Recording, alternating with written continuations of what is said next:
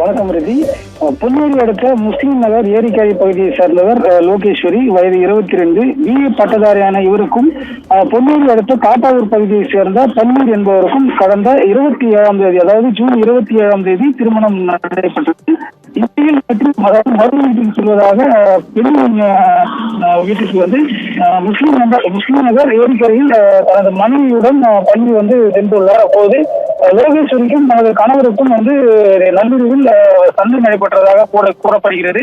இதிலேயே பாத்ரூமிற்கு சென்று தற்கொலை செய்து கொண்டதாக கூறப்படும் நிலையில் வெளியே படுத்திருந்த தனது தந்தை நீண்ட நேரமாகியும் லோகேஸ்வரி வராவதை பார்த்து கதவை தட்டிய போது திறக்காத நிலையில் உள்ளே சென்று பார்த்த போது தூக்கில் தொங்கியவாறு இருந்துள்ளார்.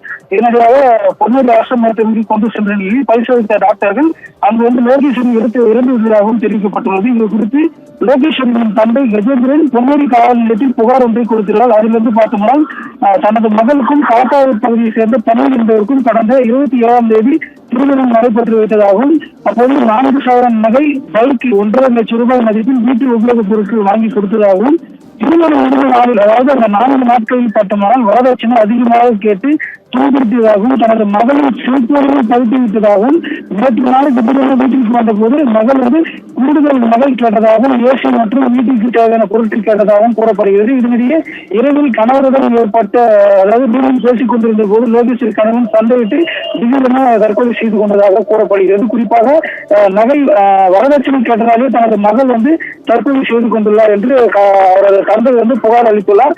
இது குறித்து நடவடிக்கை எடுக்க வேண்டும் என கூறப்பட்டுள்ள நிலையில் பொன்னேரி போலீசாரும் வழக்கு பதிவு செய்து விசாரணை மேற்கொண்டு வருகின்றனர். குறிப்பாக தற்போது சம்பவத்தில் சார் ஆட்சியரும் தற்போது விசாரணை மேற்கொண்டு வருகிறார். குறிப்பாக திருமணம் நடைபெற்று 4 நாட்களில் பட்டதாரி இளம்பெண், அதாவது 22 வயது இளம்பெண் தூக்கிட்டு தற்கொலை செய்து கொண்ட சம்பவம் திருவள்ளூர் மாவட்டம் பொன்னேரி பகுதியில் பெரும் பரபரப்பை ஏற்படுத்தியுள்ளது.